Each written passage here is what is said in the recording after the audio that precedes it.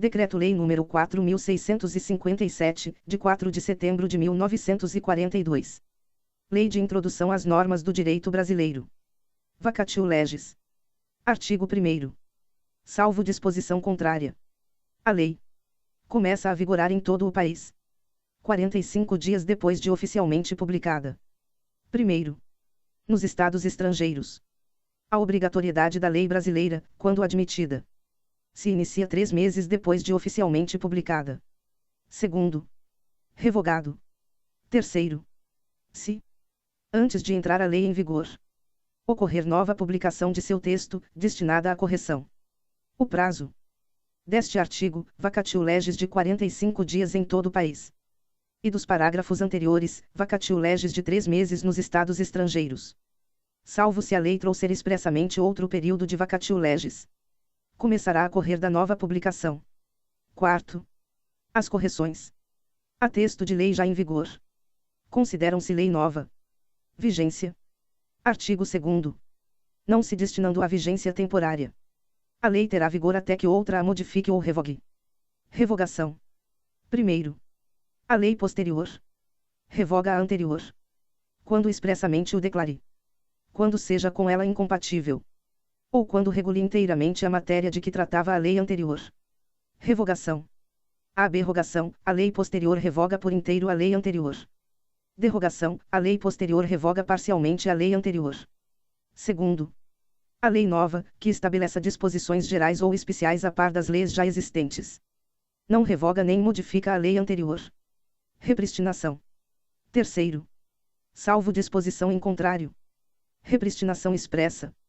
A lei revogada não se restará por ter a lei revogadora perdido a vigência. Repristinação tácita. Não admitida no Brasil. Artigo 3º. Ninguém se escusa de cumprir a lei, alegando que não a conhece. Artigo 4º. Quando a lei for omissa, o juiz decidirá o caso de acordo com a analogia, os costumes e os princípios gerais de direito. Artigo 5º. Na aplicação da lei, o juiz atenderá aos fins sociais a que ela se dirige e às exigências do bem comum. Artigo 6º. A lei em vigor terá efeito imediato e geral. Respeitados o ato jurídico perfeito, o direito adquirido e a coisa julgada. Primeiro, reputa-se ato jurídico perfeito o já consumado segundo a lei vigente ao tempo em que se efetuou. Segundo, consideram-se adquiridos assim os direitos que o seu titular possa exercer, ou alguém por ele, possa exercer, como aqueles direitos cujo começo do exercício tenha termo pré-fixo, inalterável, a arbítrio de outrem, ou tenha condição pré-estabelecida, inalterável, a arbítrio de outrem. Terceiro, chama-se coisa julgada ou caso julgado a decisão judicial de que já não caiba recurso. Artigo 7º. A lei do país em que for domiciliada a pessoa determina as regras sobre o começo e o fim da personalidade, o nome, a capacidade e os direitos de família. Primeiro, realizando-se o casamento no Brasil, será aplicada a lei brasileira. Quanto aos impedimentos dirimentes e às formalidades da celebração. Segundo, o casamento de estrangeiros poderá celebrar-se perante autoridades diplomáticas ou consulares do país de ambos os nubentes. Terceiro, tendo os nubentes domicílio diverso, regerá os casos de invalidade do matrimônio a lei do primeiro domicílio conjugal. Quarto, o regime de bens, legal ou convencional, obedece à lei do país em que os nubentes tiverem domicílio. Se este domicílio for diverso, obedecerá à lei do primeiro domicílio conjugal. Quinto, o estrangeiro casado que se naturalizar brasileiro pode, mediante expressa anuência de seu cônjuge, requerer ao juiz, no ato de entrega do decreto de naturalização, se apostilhe ao mesmo a adoção do regime de comunhão parcial de bens, respeitados os direitos de terceiros, e dada esta adoção ao competente registro. Sexto, o divórcio realizado no estrangeiro, se um dos cônjuges for brasileiro ou se ambos os cônjuges forem brasileiros, só será reconhecido no Brasil depois de 1 ano da data da sentença, salvo se houver sido antecedida de separação judicial por igual prazo, caso em que a homologação produzirá efeito imediato. Obedecidas as condições estabelecidas para a eficácia das sentenças estrangeiras no país. O Superior Tribunal de Justiça, na forma de seu regimento interno, poderá reexaminar, a requerimento do interessado, decisões já proferidas em pedidos de homologação de sentenças estrangeiras de divórcio de brasileiros, a fim de que passem a produzir todos os efeitos legais. 7º. Salvo o caso de abandono, o domicílio do chefe da família estende-se ao outro cônjuge e aos filhos não emancipados.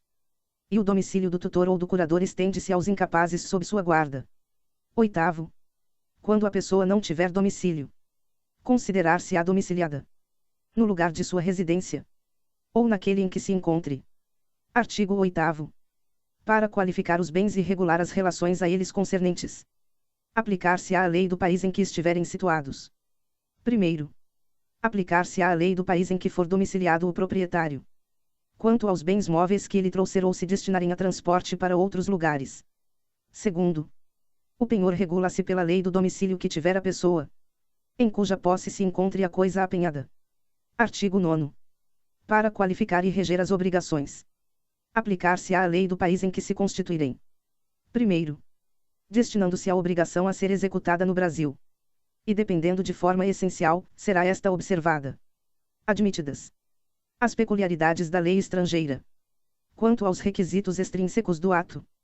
Segundo, a obrigação resultante do contrato reputa-se constituída no lugar em que residir o proponente. Artigo 10. A sucessão por morte ou por ausência obedece à lei do país em que era domiciliado o defunto ou o desaparecido, qualquer que seja a natureza e a situação dos bens. Primeiro, a sucessão de bens de estrangeiros, situados no país, será regulada pela lei brasileira, em benefício do cônjuge brasileiro, ou dos filhos brasileiros, ou de quem os represente, sempre que não lhes seja mais favorável a lei pessoal do de cujos. Segundo, a lei do domicílio do herdeiro ou legatário regula a capacidade para suceder. Herdeiro. Sucessão legítima, deferida por lei, ordem de vocação hereditária. Bens indisponíveis. Recebe herança. Legatário. Sucessão a título singular, deferida por testamento. Bens disponíveis. Recebe legado, coisa certa. Artigo 11.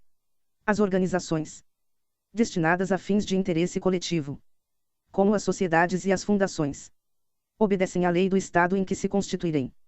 Primeiro, não poderão, entretanto, ter no Brasil filiais, agências ou estabelecimentos, antes de serem os atos constitutivos aprovados pelo governo brasileiro, ficando sujeitas à lei brasileira.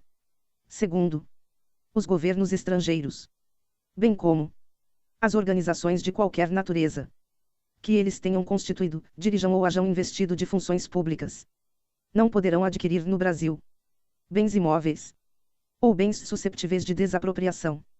Terceiro, os governos estrangeiros podem adquirir a propriedade dos prédios necessários à sede dos representantes diplomáticos ou dos agentes consulares. Artigo 12. É competente a autoridade judiciária brasileira, quando for o réu domiciliado no Brasil, ou aqui tiver de ser cumprida a obrigação. Primeiro, só a autoridade judiciária brasileira compete conhecer das ações relativas a imóveis situados no Brasil. Segundo, a autoridade judiciária brasileira cumprirá, concedido o exequatur, e segundo a forma estabelecida pela lei brasileira, as diligências deprecadas por autoridade estrangeira competente, observando a lei desta, quanto ao objeto das diligências. Artigo 13. A prova dos fatos ocorridos em país estrangeiro rege-se pela lei que nele vigorar, quanto ao ônus e aos meios de produzir-se, não admitindo os tribunais brasileiros provas que a lei brasileira desconheça. Artigo 14. Não conhecendo a lei estrangeira, poderá o juiz exigir de quem a invoca prova do texto e da vigência. Artigo 15.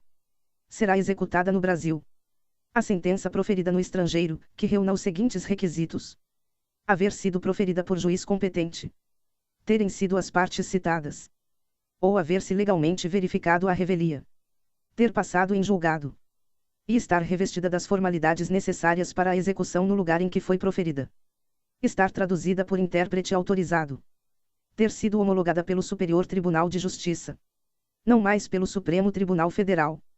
Parágrafo único. Revogado Reenvio. Artigo 16. Quando, nos termos dos artigos precedentes, se houver de aplicar a lei estrangeira, ter-se-á em vista a disposição desta lei estrangeira, sem considerar-se qualquer remissão por ela feita a outra lei. Segundo este artigo, não será permitido nenhum tipo de reenvio, devendo ser desconsiderada qualquer remissão feita pela lei estrangeira a outra lei. Artigo 17. As leis, os atos e as sentenças de outro país, bem como quaisquer declarações de vontade, não terão eficácia no Brasil, quando ofenderem a soberania nacional, a ordem pública e os bons costumes. Artigo 18. Tratando-se de brasileiros, são competentes as autoridades consulares brasileiras para lhes celebrar o casamento e os demais atos de registro civil e de tabelionato, inclusive o registro de nascimento e de óbito dos filhos de brasileiro ou de brasileira, nascidos no país da sede do consulado.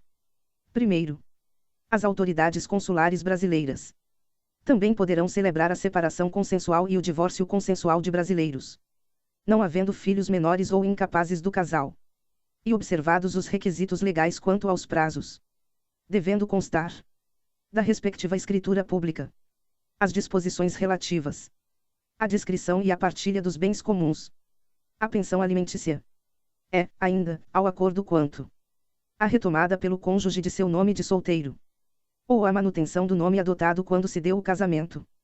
Segundo, é indispensável a assistência de advogado, devidamente constituído, que se dará mediante a subscrição de petição, juntamente com ambas as partes, ou com apenas uma delas, caso a outra constitua advogado próprio, não se fazendo necessário que a assinatura do advogado conste da escritura pública.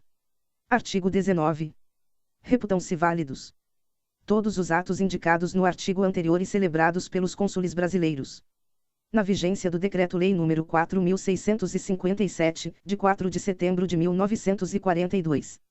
Desde que satisfaçam todos os requisitos legais. Parágrafo único. No caso em que a celebração desses atos tiver sido recusada pelas autoridades consulares, com fundamento no artigo 18 do mesmo Decreto-Lei, ao interessado é facultado renovar o pedido dentro em 90 dias, contados da data da publicação desta lei.